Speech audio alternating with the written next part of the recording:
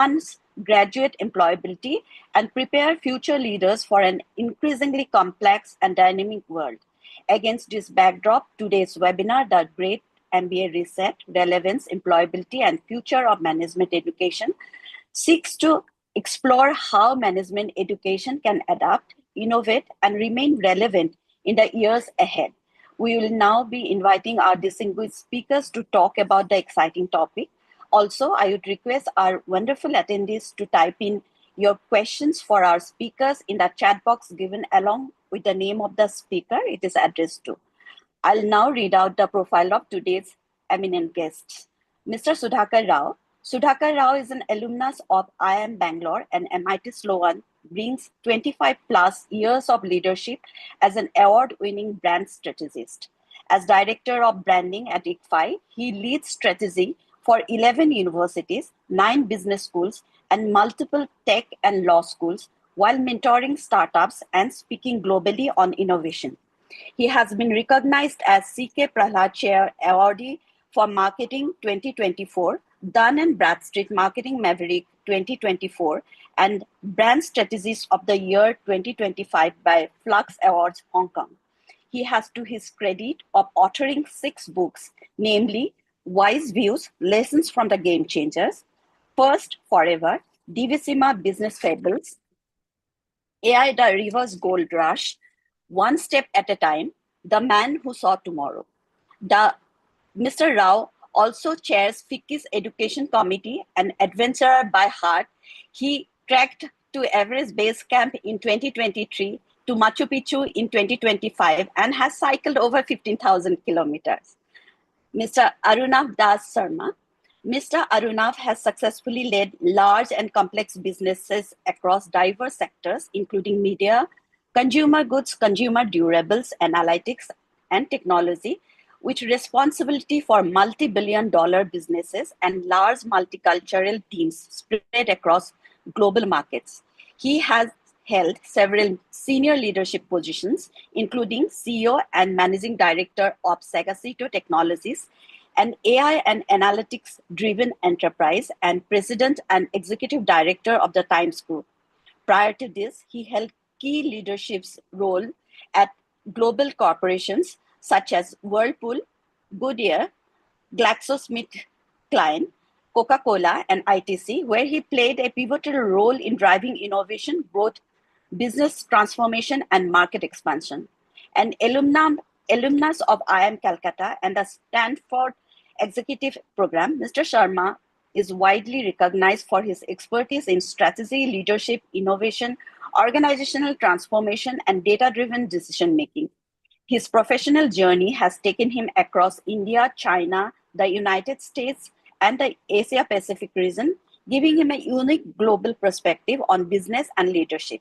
And we have Ms. Meghla Sinha, the Executive Director of GHRDC, who will now be acting as a moderator for the discussion today. With this, I would request Meghla to now take over and initiate the panel discussion. Over to you, Meghla.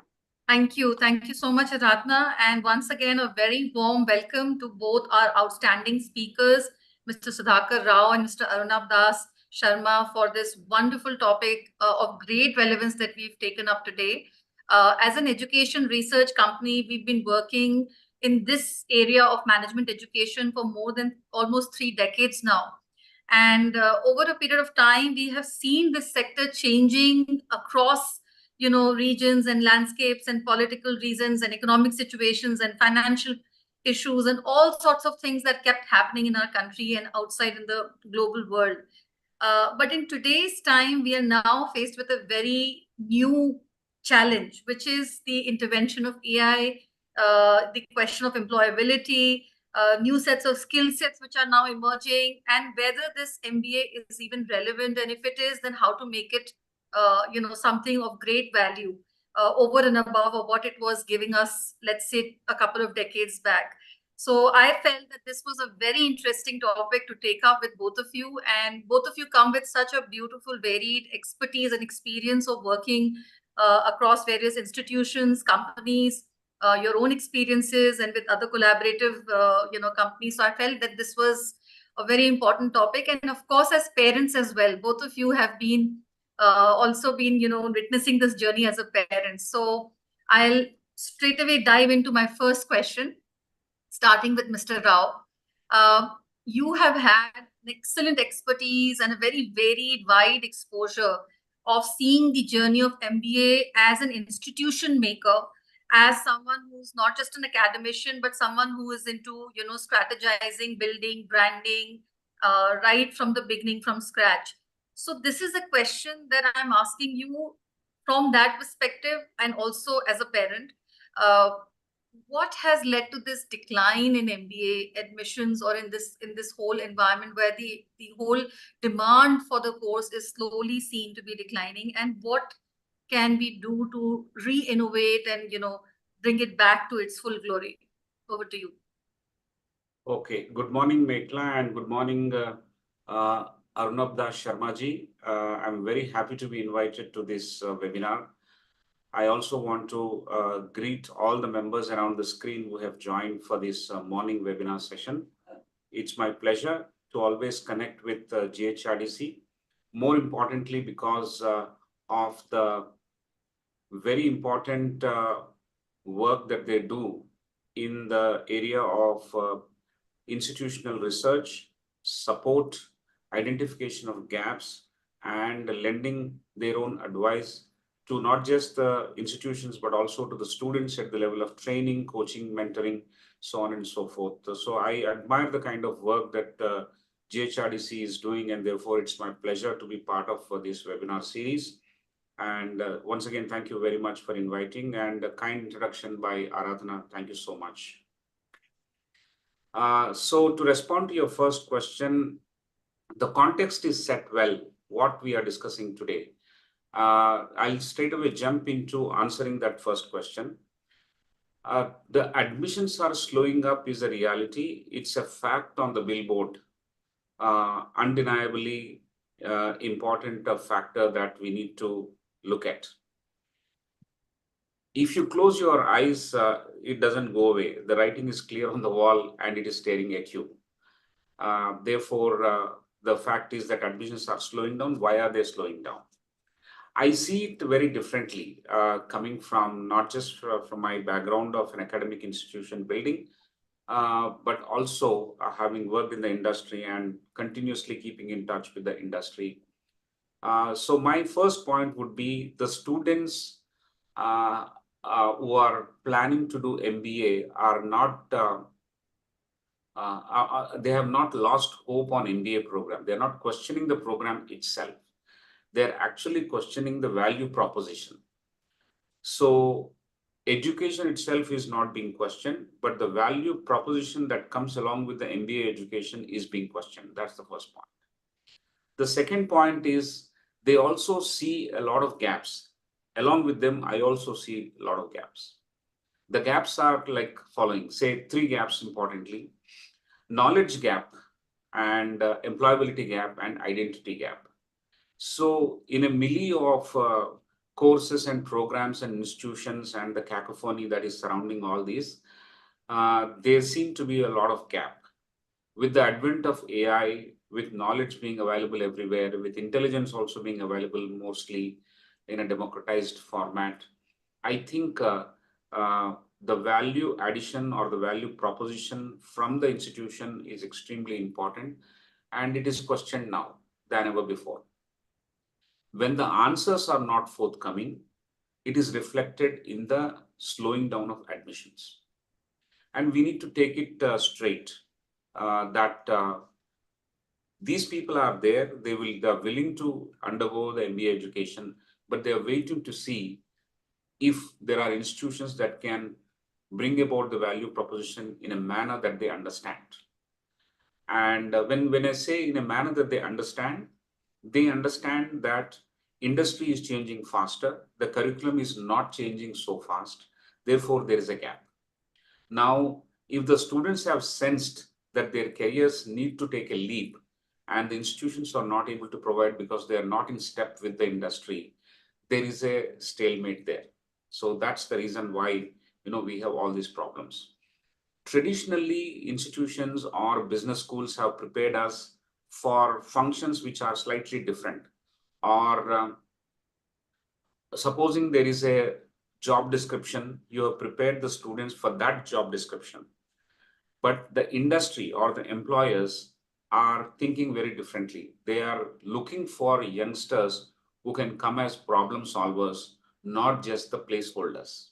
So that is the second big, the third big discovery that we need to look at. Students don't want to just buy the fourth one. The students don't want to just buy degrees. By paying the fees, by sitting in the classroom, they just don't want to buy degrees. They want to experience what is called an acceleration and transformation. The institutions and business schools that can provide acceleration and transformation, they stand a very good chance. And if you look at, say, 3,500 business schools or 4,000 business schools that we have in this country, a large number of them have suffered a dent in the admissions this year, starting from last couple of years, but this year majorly fell, could be 30% to 60%. Okay, anywhere from 30% to 60%. But there are institutions which have not suffered this dent as well. Maybe those institutions are providing some of the answers to the 4 points that I mentioned. Maybe their value proposition is communicated appropriately. They are preparing the students for being problem solvers that the employers are looking for. They are trying to create an experience of acceleration and transformation within their campus. They are also trying to sense what the industry is already going through in terms of the fast changing careers. Are we preparing the students for those careers which do not exist now? How do we prepare them for the future where the goalpost is actually not clear? So it's a real challenge. And those are the institutions which have managed to provide answers to these 4 troubling areas, have actually managed to keep their head above the water. But the water level is rising. I'll pause at this junction, and I'll wait for you to come back to me for another question as the discussion evolves. Thank you so much. Sure. We have a beautiful lineup of very exciting questions, even from our student community, which we'll take up with you and Arunabh sir. So now coming to Arunabh Sharma sir. Sir, you and I we were having this chit chat, when we were discussing about this webinar topic, and you mentioned something very interesting, that while you were also, looking at this whole topic as a parent, and you did some amount of research on it, and you were able to also come to certain conclusions. So I think that is something which is very invaluable, that we'd like to hear from you as a professional, of course, because you've had an expertise which is across various sectors, companies and countries. And your insight would be very useful, not just as someone who's a very senior corporate leader, but someone who's also a parent. So my question to you is that what, according to you, is the verdict on the value of an MBA? Do you think that has changed over the last few decades? What are your views on that? Thank you, Meghla. I'm very happy to be here. Good morning to everyone. My fellow panelist, Professor Sudhakar Rao, and thank you for inviting me, Meghla. The value proposition itself has changed. There's no doubt about it. But a lot of that change is not really at the door of the business school itself. It is at the door of the evolution of the industry, right? The industry that was absorbing the MBA graduates in the 60s or 70s were looking for a very different, value proposition from the coming in students. Now that has changed. I think, an MBA has at its best always been a generalist degree. You will know a little bit of finance, a little bit of marketing, a little bit of accounting, a little bit of manufacturing, etc., etc. But you're not really a master in any of these, right? So typically you'll enter a company and you will find your manufacturing head who knows more manufacturing than you. You would find your CFO who knows a lot more finance than you, right? Now, therefore, then the question is, what did a traditional MBA graduate bring to the table, right? I think he or she brought to the table a rigor of thought, a sort of structured decision-making process, and sometimes a better consumer understanding than the current incumbents. And consumer understanding in our world is invaluable because we have so much clutter, we have so much competition that the person who really is able to figure out the best consumer insight and activate it wins in the marketplace. So that was the value proposition for an MBA. Also, traditionally, at least in India, MBAs used to be the way people got jobs. We grew up in the 70s and even mid part of the 80s with not that much employment. I mean, we are back to having not had that much employment as an economy. But people felt that if you had a good MBA degree, your chances of getting a job were higher. And therefore, a lot of the smart middle class boys and girls gravitated towards the MBA. Now, with industry opening up, many more companies opening up, what happened was, sorry, did I break up there? Because the screen changed. No, we're able to hear you. Okay. So, with many more industries opening up, many more avenues opening up, MBA is not the only passport for jobs, right?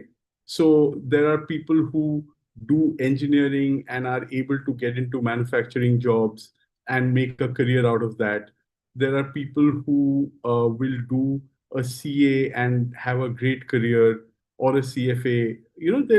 There are other avenues, and therefore, if the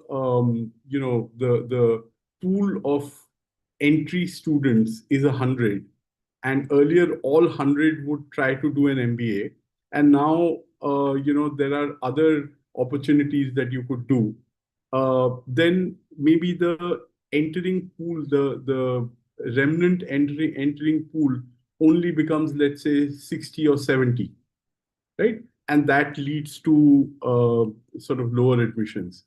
Also, the other thing that happened, at least in India, was we saw the business of business education, right? A lot of institutions, this happened with engineering schools also, when Infosys and TCS, Cognizant, they really ramped up hiring. There were times when they would hire the entire batch of an engineering college. So lots of engineering colleges mushroomed up. These guys were doing it just to have a rubber stamp degree. They didn't really have the right faculty, the right labs, the right facilities. A similar thing, not as bad as engineering, but a similar thing happened with MBA.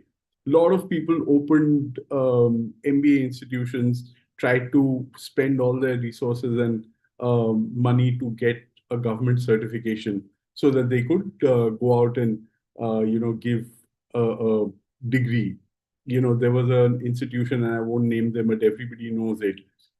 They would have these full page ads almost every day saying, "Dare to be better than I am," etc., right? With absolutely none of the structure and backing that an IIM has. So those were some of the reasons that MBA lost some of its sheen. But I still believe that as far as students are concerned, it really depends on what their objective is. There are a lot of students I know, because I was, as you rightly mentioned, I was researching this thing for my daughter, and there were only 3 schools that we had narrowed down on, which was Harvard, Stanford, and Wharton, because she wanted to go to, it depends on who's counting and how you're counting. These schools are always number 1, 2, 3 every year, right? So and I realized that a lot of the demand for these schools continue to exist. The demand supply gap is very, very high. They still have between 4 and 7% admission acceptance rates, right? Which means out of every 100 people that apply, between 4 and 5 on an average get in. So 95% don't. So the demand supply gap is still very wide, right? So the reason that lots of people were targeting these schools, because these schools are a gateway into some of the top careers, or at least what students believe are the top careers, which is big three consulting, what they call MBB, McKinsey, BCG, Payne, the investment banks, the PE VC firms, right, and the big tech, so Google, Meta, Amazon, that kind of stuff. So if you wanted to target these companies also come to very selective schools for hiring. They have their target schools. And these schools are always part of everybody's target school. So if you wanted to really, there are people who are doing their second MBAs at Wharton. My daughter's at Wharton, and a lot of her friends that I met, I was in the US spending some time with her last month, and I met a lot of her classmates. Right, most of the classmates that I met, because she's of Indian origin, most of her classmates are also of Indian origin. You kind of flock together. So a lot of them were doing their second MBAs. So I said, so why are you doing that? Why are you doing another MBA? You just graduated from IIM Bangalore or IIM Calcutta. So why are you doing this again? And they said, we want to work in McKinsey globally, and that is not possible from an IIM as yet. So, and McKinsey India can hire from an IIM, but if they want to work in New York or they want to work in London, that is when they think of a global business school. So the MBA degree, as far as students are concerned, is still valuable. It's just that the proposition itself at an industry level has become weak because we have got into the age of the specialist. And therefore, the generalist is sort of fading away a little bit. That's what I believe.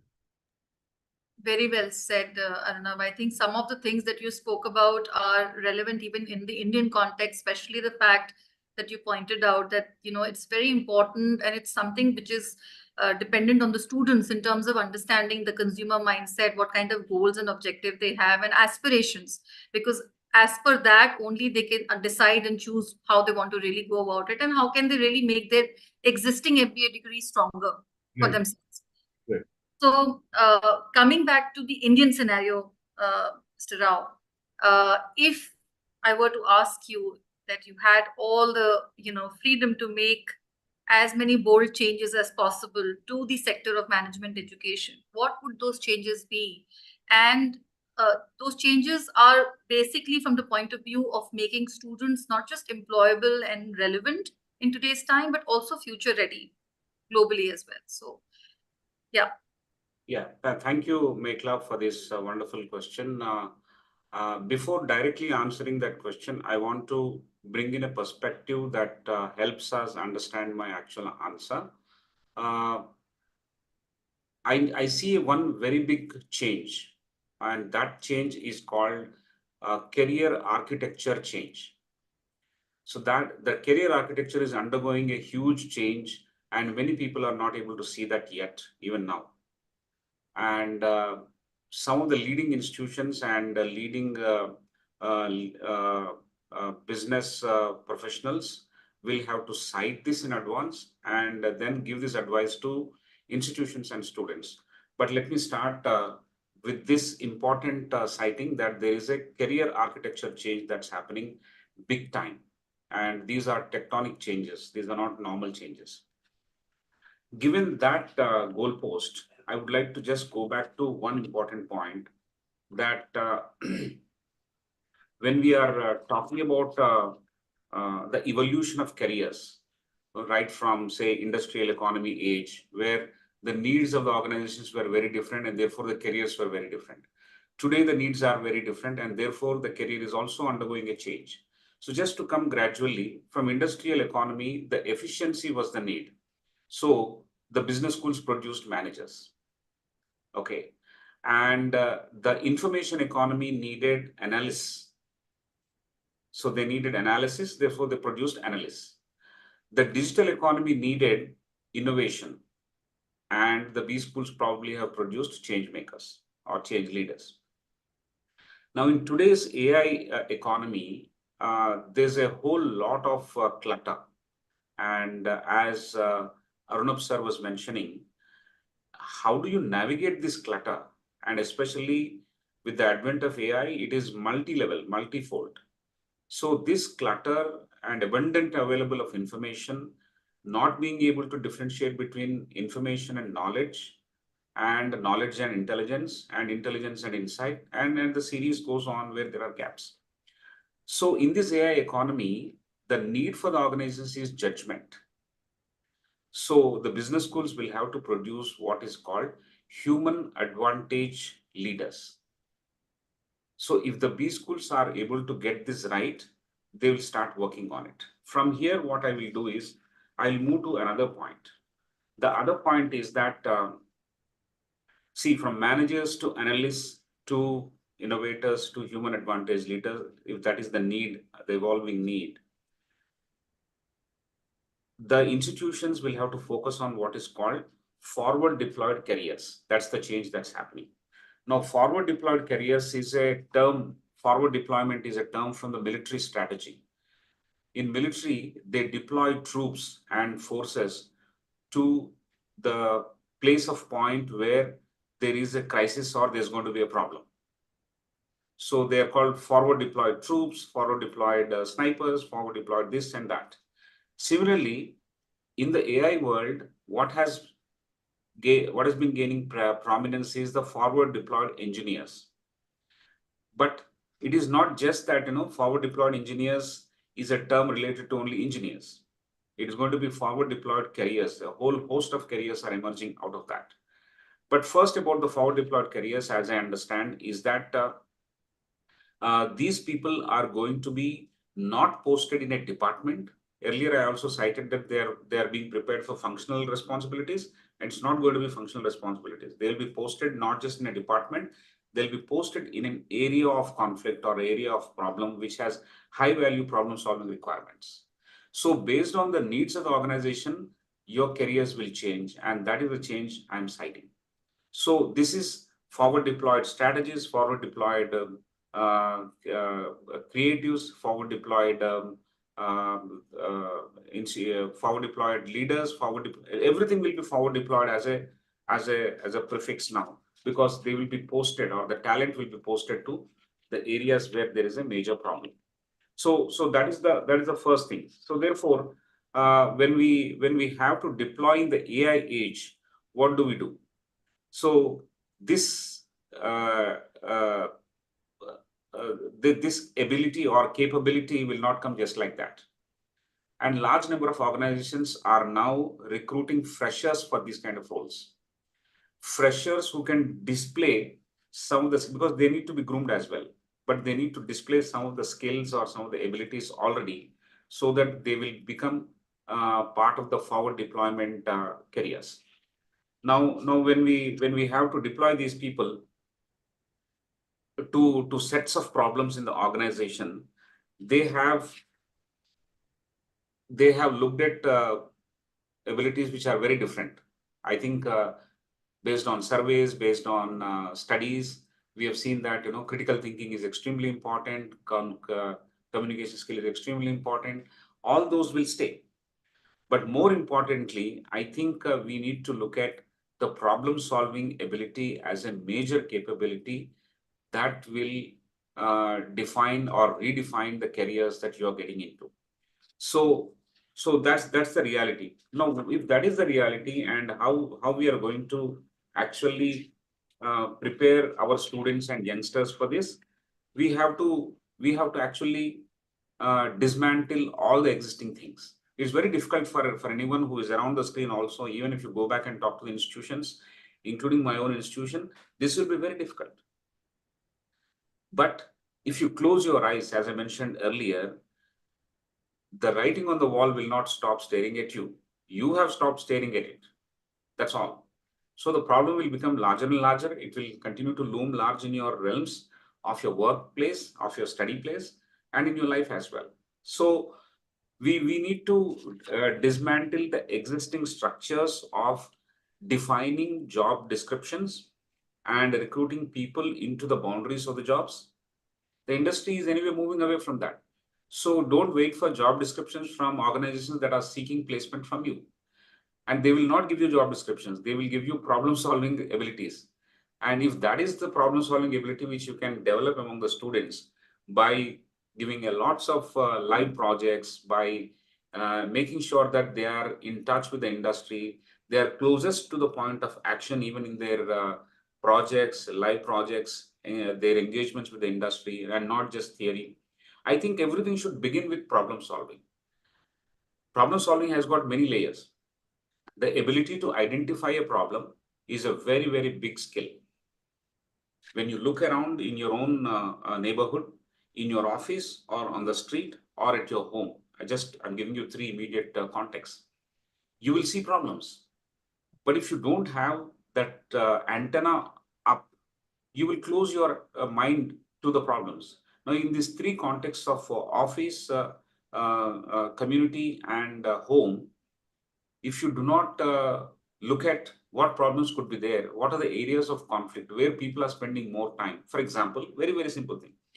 When you're going home and you see a large number of people are queuing up and there's a queue that's waiting for a large number of hours. So there's a conflict there. At a point where people are waiting and spending more energy and not meeting their target, there is a conflict. There is a pain point. At a pain point, there is a conflict. At a conflict, there is a problem.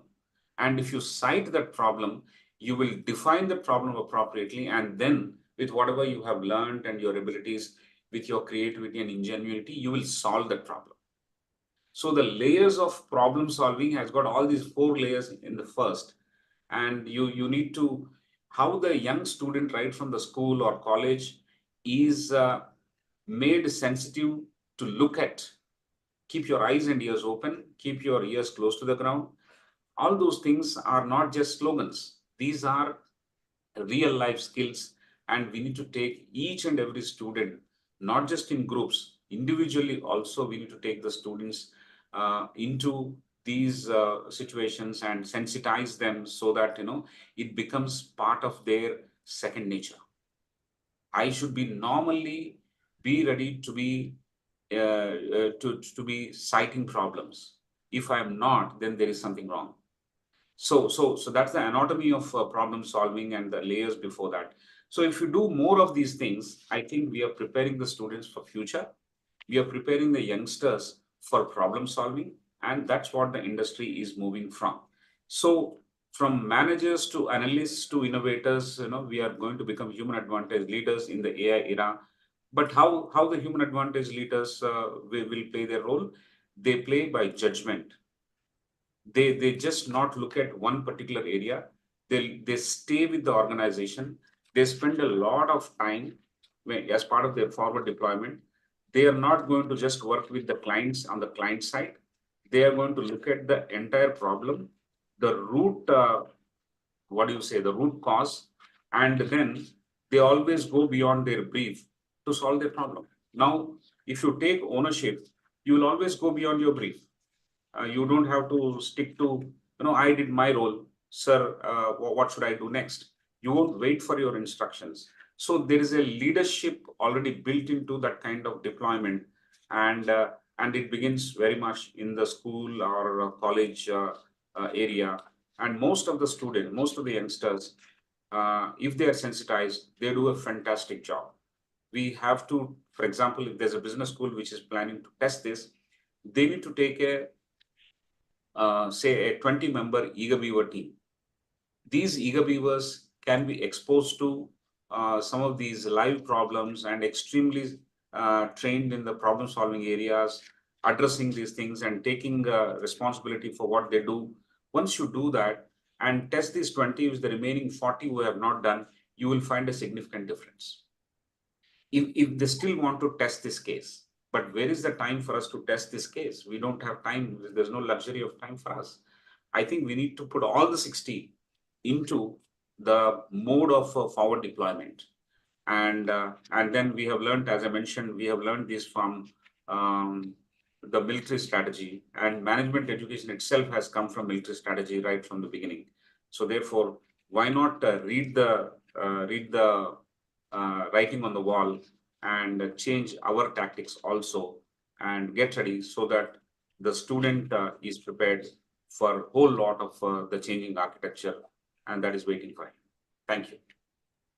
Very well said, Mr. Rao. I think this point is now very clear to a lot of institutions, student community who are hearing this today, because what you pointed out is a matter which is probably being taken up by, like Aruna was also sharing, by some of the elite business schools, whether in India and abroad. But if you're talking about the larger scheme of things and the larger number of institutions in India, this is one of those areas that they really need to focus on.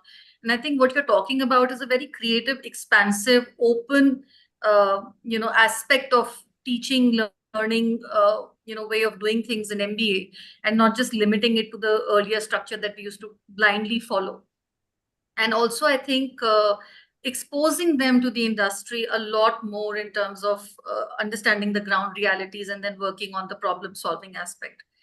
Yeah, one point to summarize that is, Yes. we need to move from subject-centric teaching learning to capability-centric teaching learning. So that's the shift that we need to see. Thank Right. you. Absolutely. Mr. Sharma, coming to you again, in the same context of conversation and the line that we are following right now, if every director of a business school in India was watching this and hearing you talk today, what would be the three most important strategies that you would advise as someone who's been a corporate leader for so many years and decades and has had experience in so many different countries with versatile environments and problems? What would those be three solid things that you would like them to implement immediately, whether it is employability, it is student development, it's curriculum, it's any other aspect that you'd like to point out? So I hope some of the directors are listening in. I don't believe most directors will listen to a non-academic like me, but I will attempt to answer your question in any case. Um, you know, I have seen two or three things that I keep telling myself, I wish this was better. Most companies have once a fresher is hired, they put them through a management traineeship module. And it's different in different companies, but 9 to 12 months. That is basically an attempt to retrain who is supposed to have been an already trained graduate, right?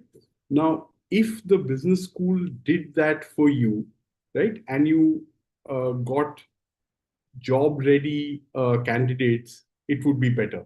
So, for instance, most business schools have specializations. Finance, they will learn how to do capital market allocations or portfolio management, etc., right? But when they go into the desk, right, the amount of data that they need to make a judgment call, is everyone okay with that amount of data? You'll probably be put in front of a Bloomberg terminal. You'll need about a year to even understand how the Bloomberg terminal works, right? So maybe if you already came with that training and that information, it would make life simpler for you as well as for the company that's hiring you. That is one. The second is, I don't believe enough time is spent in business school curriculums addressing man management or human management, right? And that, I believe, is probably one of the key elements of success or lack of it when you start working, right? So, if you could spend a lot more time on this critical, we all talk about how critical human resources, but it's the last course that you pick up to make up your credits, right? And you say, HR, kya zarurat hai? That kind of thing. So you need to make that mind shift even if you join in a sales organization like I did after my MBA, you are suddenly leading a team of probably 50-year-olds while you yourself are 23, 24, right? So to be able to understand their needs, understand how to make them more effective, because you're only as effective as your team, right? how to make that whole thing much more effective is something that I would. So that would be my point number two.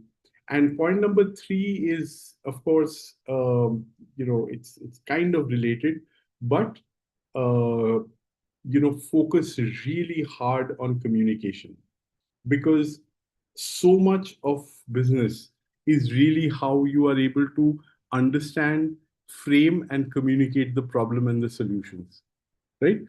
If you are able to be convincing with your board or with your bosses, you might get an investment decision sign off quickly, which ends up having a project that you can lead, etc., etc.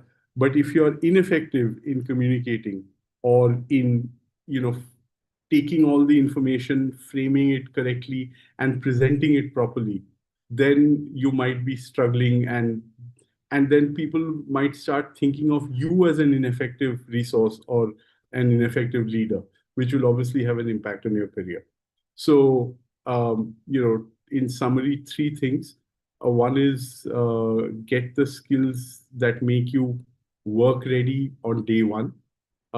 Two is focus on human management, man management, woman management, however you call it. And the third is focus on communication. Those are the three things that I would recommend. Very, very well put, sir. Actually, one of our co-founders, very interestingly, used to talk about this very often. He used to say that MBA needs to be like a practicing medical school, university, like a teaching school, hospital. You have the concept of a teaching school hospital, Yeah. where you are learning as a doctor, you're apprenticing, you're, of course, learning, but you're also applying your skills, your expertise, your knowledge on the patients, and by visiting hospitals and uh, doing this teaching learning kind of a thing. So I used to always say that if business schools can become those kind of models, then we will never face this problem of irrelevance and something that we are always trying to struggle with, and finding gaps with curriculum and stuff like that. We will always be aligned. Yeah. And I think this point has come through from both of you so prominently, where Sudhakar said about problem solving, and you talked about having a very focused, laser sharp, focus on things like management, or things like being trained right from the word go, and not even waiting for the internship to happen, or that so-called management trainee phase to happen. We do have internships and concepts of life projects in business school, but I think what both of you are saying, in a way which complements and supplements this entire conversation, is that this needs to now become like an irreplaceable aspect of MBA education right from day one, as kind of a thing. And So, internship, I think, yeah. helps more the student to give them some appreciation of how real life works as opposed to the company. Because, the company will find these kind of irrelevant and side projects and give it to an intern saying, "Acha kar ke aao," because it's a low touch way of testing out a concept, right? Um, Yes. I think this just needs to be taken a lot more seriously, both by the business school as well as by the company. Right, absolutely, absolutely. I think this is a point which I'm sure all our audience, in terms of institutions, parents, recruiters, they must be all taking a note of this, because this is indeed a very, very important point. I remember Coming back to you. management internship, management traineeship. Yes, yes, I was told to keep a register where I wrote down everything I learned. And every month, my manager would sit down and almost do a mini exam with me to make sure that I had learned everything. yes. And those things remain relevant to date. Of course, it can now be done through an AI platform or something more digital. But of course, the relevance of that And the is how there. can change. I'm talking about the what. What is Yeah. it? Because there were companies which really focused on their management traineeship, right? Very senior managers would be deployed to it. I think that itself has gone away from the industry because people don't have the space, and as Sudhakar Raoji said, they don't have the time to do it. They just want to uh, drop these, paratroop these people in and march forward. right? But there is some benefit to taking the time and making sure that the resource is being made more and more ready every day. Right. And that I think would translate into also companies spending more concerted time and effort with every student that they interact with. Absolutely. More one-to-one personalized kind of engagement rather than just a random internship, which Yeah, is and it can't be the job of a junior HR person. It has to be something that the senior most layer. So once a quarter as a management trainee, I used to present to the company CEO to show him what we were going through. And he would take the time out. He would have a day of his calendar, right? The CEO of a large company doesn't really have that much time, but he would make that time and spend that day with the management trainees every quarter so that the management trainees themselves felt like they were seen and heard, and he was able to assess who was going on what direction. absolutely. And again, I come back to, we have some very interesting, by the way, questions lined up, and one has come in the chat box, and there's another one that has come on our YouTube page. So they're very, very exciting questions. But before that, Mr. Rao, I like to ask you about a question which has been like an evergreen question that comes up every single time we do a webinar. And it's a question which never goes out of fashion. Of course, Mr. Sharma spoke briefly about it also. But if I had to ask you to identify 5 non-negotiable skills, especially for our MBA graduates to possess, let's say in the next 5 years or so, what would those skills be? This is like a very, very exciting question from our student community. Yeah, thank you very much. That's a very good question, and I'm waiting to answer that. Before identifying 5 non-negotiable skills for the next, say, 5 years or 10 years, let's talk about 5 years, not 10 years. I'll take a step back and go to the institutions as to how they should reorganize their curriculum. They should reorganize their curriculum into 5 integrated learning labs. And these are not, when I say learning labs, these are not physical spaces. These are educational philosophies itself. So the first one is, which I jotted down, is the leadership lab. Now, they need to reorganize their entire curriculum into 5, as I said. The first one is leadership lab, where the leadership is learned without formal power for the students. Conflict resolution is replete in the interactions and the opportunities that they get. Influence. They focus on influence, they focus on negotiation, they focus on ethical dilemmas, decision-making under uncertainty, and reflection. So students who lead repeatedly, they are leading by actually doing it and not learning what is called leadership theory. So that's the change. Now, the second lab is decision lab. Now, decision lab makes you accountable for your decisions. Today, the biggest thing that is missing in the world is accountability, and leadership is judged by the ability to take accountability for your decisions or the lack of it. In the war that's been going on, there is a bombing that happens on a school where a large number of young children are killed, and nobody takes responsibility or accountability for that. One could have said that, my target has gone wrong, and therefore it has hit a different target other than what I originally intended to. But then there's no accountability. When there's no accountability, it speaks a lot about your leadership. You can come to the problems that are plaguing India even now, and there's no accountability. A large number of protests are happening because there's no accountability. The very epicenter of protest is to seek accountability. And now I cannot overemphasize how much it is required to define leadership by accountability. I think the single most unfailing characteristic trait to define leadership is accountability now. So from that point, I say the decision lab in an institution will make the students learn leadership and make them remain accountable for their decisions. They examine ambiguous situations where data is actually not complete. There is a lot of disagreement and consequences are uncertain. cases, the case studies that we study in the classroom are no longer having a single clear answer. Students have to defend their decisions. They need to reconsider their assumptions and learn to think in a probabilistic manner. Objective is not certain. In the sense, you cannot be certain on whatever that you do. That's not the objective of the decision-making lab.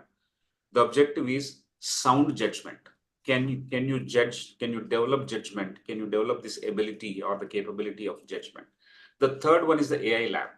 Everyone will have to be AI fluent, and it is much beyond the generative AI that we talk about. How to help redraft your mail or how to read a particular article. I think we have romanticized enough with generative AI. We need to move a little beyond that. We need to work alongside with AI and see the before-after changes in the workflow, in the fluency, in the tangible benefits that your process can gain, and how it can cut short the time and energy and think much better than the human could by using the computational skills. So prompt design to evaluation of AI outputs, the human in the loop, AI governance, responsible AI, human AI collaboration. So the Gen AI part is the most uh, consumer friendly collaboration. But I think we need to move from there to application to solving problems, and then how human AI can collaborate and generate much better results, not just efficiency, but also better business decisions, solving problems, impacting customers. For example, if it is healthcare, the patient wait time should come down, the disease predictability should go up, the cost should come down, people dying should be saved. Okay, these are clear, tangible business results. Similarly, in various other domains, the human AI collaboration will have to have these impact points as targets and not just merely, the over-romanticized generative AI. The fourth one is the enterprise lab. Now, enterprise lab is something that you should not mistake it as a startup lab or something. The entrepreneurial thinking that is required among all the graduating students is a very, very important concern.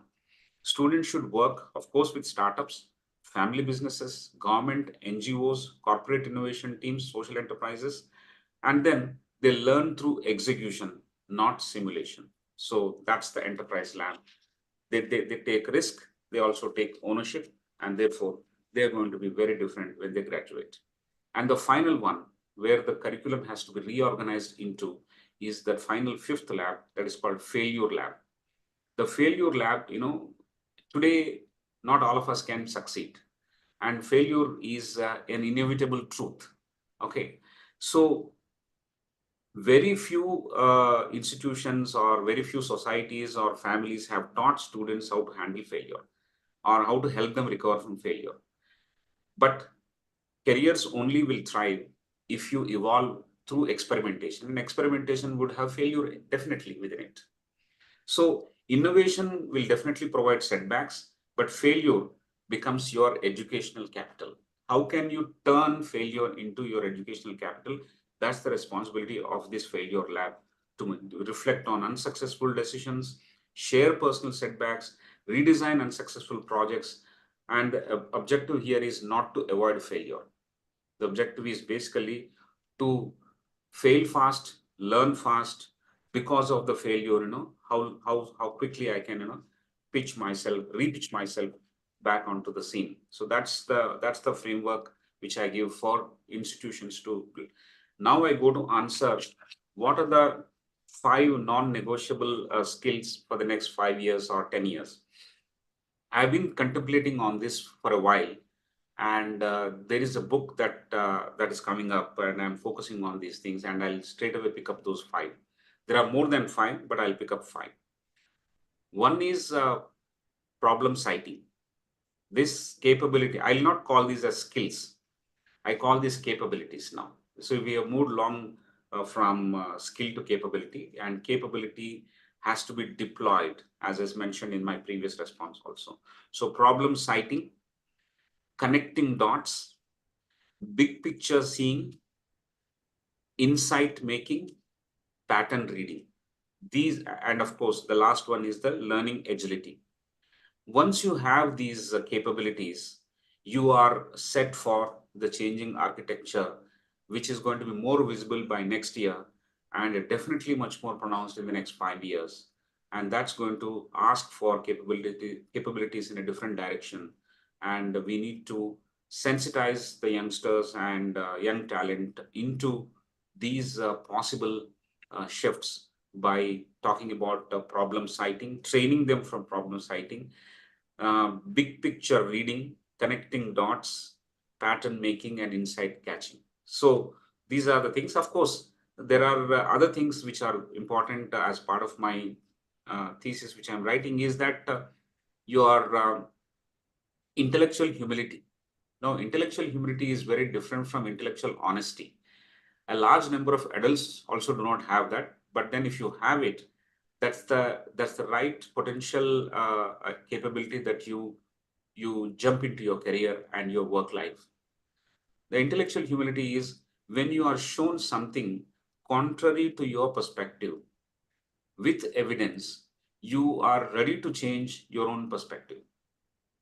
Okay, that intellectual humility is going to be a very, very potential strength in solving problems, in leading teams, in addressing business situations.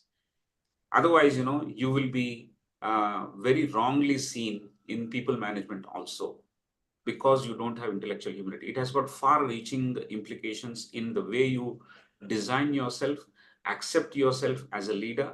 All these things are there. And of course, traditionally, everyone has been talking about what is called the learning agility.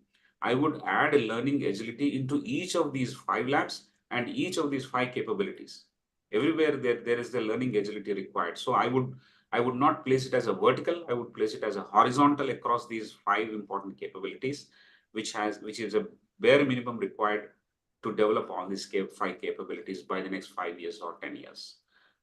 Thank you so much for this opportunity. Awesome. Just brilliant responses. I think what stayed with me out of these, the 2 most important was intellectual humility, because I have a question for you from the attendees, which is exactly on this topic. And I wanted, some kind of an answer to come through, and you've already answered part of it, but I would also still pose that question to you in just a bit. I don't know, we have a question for you from one of our attendees. In fact, they've typed it in the chat box. Aradhana, if it's okay, can you read out the question? This is for Yes. This is for Mr. Aruna. What is, in your opinion, is a good MBA degree? Is it from a good institute like IIM or IIT B School Management Department, or a good department of a good depth of knowledge and industry exposure, irrespective of tier 1 or 2 or 3 institutions? So this is a great question that a lot of people think of. And, I don't think there is any right or wrong answer for this. It really depends on what is it that you are looking to do. If you are chasing just understanding, and, also I don't believe that they are mutually exclusive, that if it's tier 1, it can't have the best faculty, and the depth is missing, right? The only thing I would say, which I said at the beginning also, is that if your target is to go and look at some specific companies or specific industries, please look at where those guys hire from, right?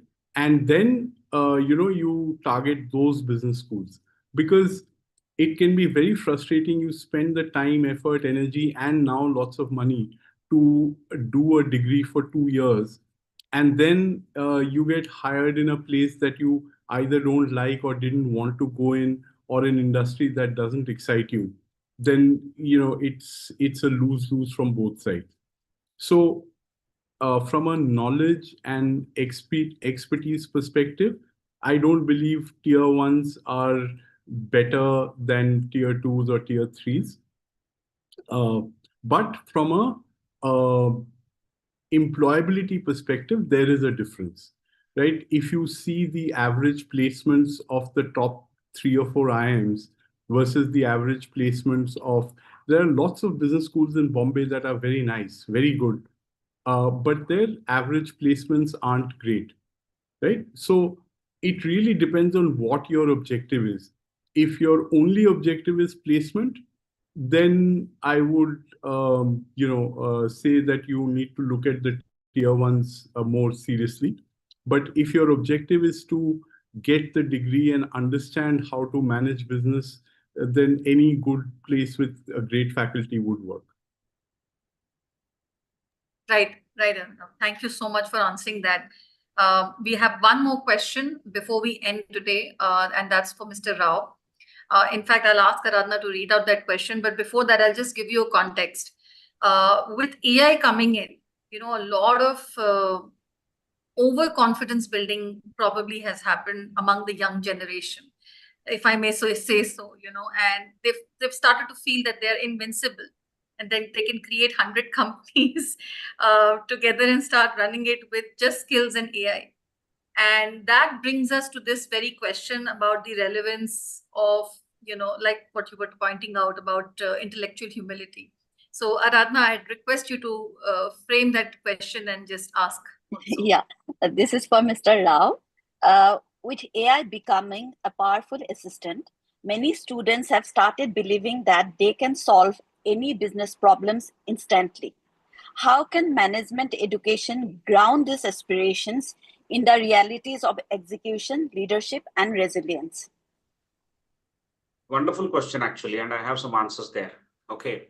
How can management schools ground them in the wake of this reality? Whereas youngsters and students are believing that they are invincible and they have everything at the click of their mouse or in their palm, everything that they can see. They are entitled to such kind of thinking because with the advent of new toys and technologies and tools, such short-term thinking is generally prevalent, and it's okay with us, no issues. I'll give two industry examples and then come to what the institutions will have to do in grounding them, and which has already begun. The first situation is when this AI output was easily available by using your tools like ChatGPT, so on and so forth. There's a company called Deloitte, which has shared an output from AI to their client, and they did not verify that output. The judgment was missing there. The verification was missing. The human in the loop was missing. And so they gave that output directly to their client. Their client has gone through the output. This is a consulting firm. Your consulting firms can definitely use AI, but the human in the loop was missing, and the data that they have thrown or the insight that they have thrown is a straight Gen AI output. And the client has seen that, and they sued them. They sued them for a huge money, and it's in public domain. That's the reason I'm taking the names. One is the loss of money. Other one is the loss of face for a consulting organization. Okay. If leaders are not careful in using AI, they end up in problems like this. Now talk about the youngsters and the students. The institution, one of the leading professors in the world on innovation, Professor Vijay Govindarajan. I met him in Bombay recently, and he wrote a foreword to my last book, and therefore I asked him this question of how are you dealing with generative AI, and the students seem to be armed with that. Should we allow them to, like the way we have open book, open-ended and open book examinations, should we have an open AI? I don't mean the company OpenAI, but then exams can have with access to AI. Then the professor said, Sudhakar, we are starting to do something. For example, there's a case study that we are going to teach in the classroom. We don't want them to search for various tools and then look at what's the solution and all. So what we do is we give them 3 to 4 outputs generated from these tools and place in front of them, which kind of describes what the case contains. So we input the case and we generate possible scenarios using generative AI. And we place those possible 4 scenarios in front of the students. So the first level of the student himself checking out on Gen AI is removed. It is done by the teacher and the teaching assistants.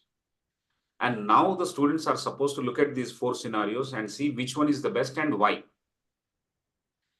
Your access to knowledge cannot become a substitute. It cannot become a substitute to your thinking. The moment you think, there is a role play for judgment. And in decision making, sound judgment is important, right? So the professor will focus on those skills of judgment, thinking, decision making, and say why, which of these decisions are going to be the most suitable, rather than what is the decision or what is the solution. So it has changed in some of the leading business schools, this scenario. So taking AI back into their territory and beating them in their own favorite pastime is what some leading professors are already doing. And business schools and institutions should not worry about exposing the students to AI. Let them use it. They'll come to the end of it once they understand what they can do, what they cannot do. There's a lesson from the past. When I was a student in my business school, the teacher used to give only one problem, say in statistical methods or in financial accounting or cost or management accounting, only one problem, one single problem. And it is an open book and open-ended exam. So what it meant was, you can refer to any book, you will not get the answer. You may take as much time as you want, you will not be able to, in the sense that you will not be constricted by the availability of time. You may choose as much time as you want to, but if you think very differently, you will get the answer. So it's a challenge brought back into the domain of the student who has the freedom to choose the time and location and the book that one can refer to. It's a great challenge because it also showed and signaled the capabilities of the teacher who framed that question. He knew 100% that this is not going to be referred to in any textbook. Now, today also, if you can ask questions to the students which are not available on LLMs or all these tools, which require them to think and judge and shape their answer, they will definitely be coming out of these tools. The objective is not to bring them out of these tools. The objective is to think that there is a role to play beyond these tools, and they are being prepared for those capabilities only.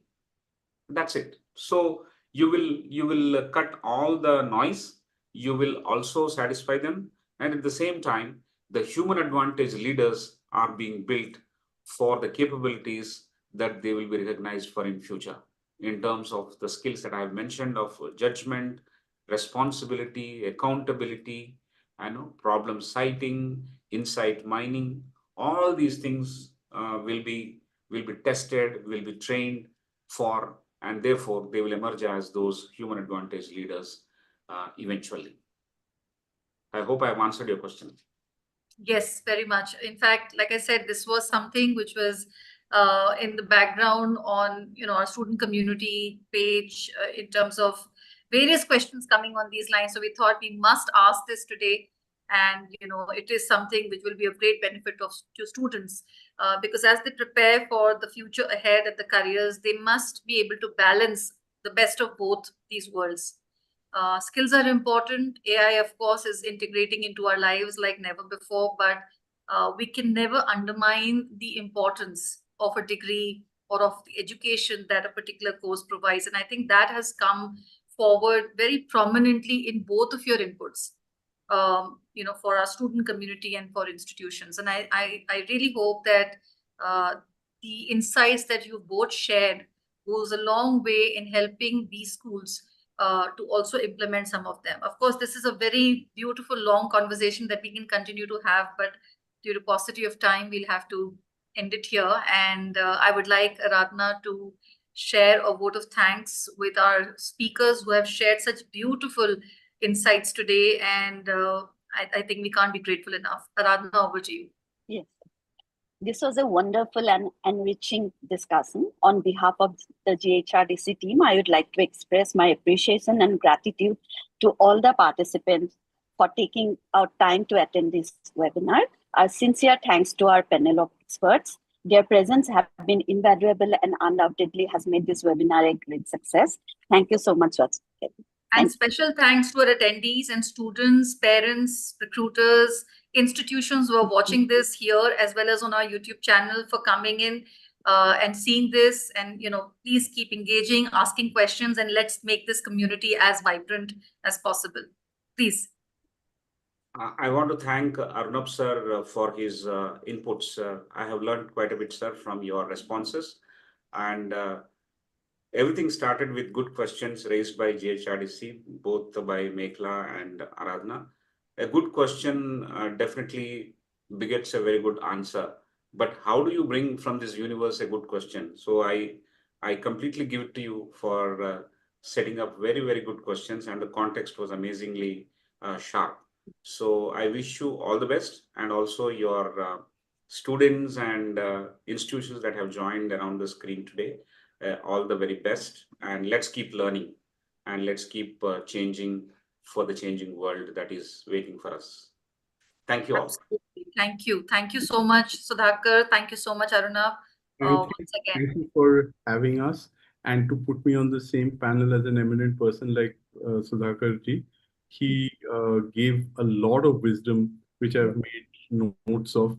I loved his idea of creating 5 labs in in business schools to train the new set of students. So, and I totally echo what he said. Great questions. I'm really thankful for the interest and the attention that was paid by the people who were attending this. And I hope they have taken out some value from it. Thank you for having me. Look forward to future such sessions. And thanks to the GHRDC team. You guys put up a great show. Thank you. Thank you so much. Thanks a lot. Have a wonderful day. We'll be sharing the recording of the webinar also with you both shortly. Thank you. Thanks.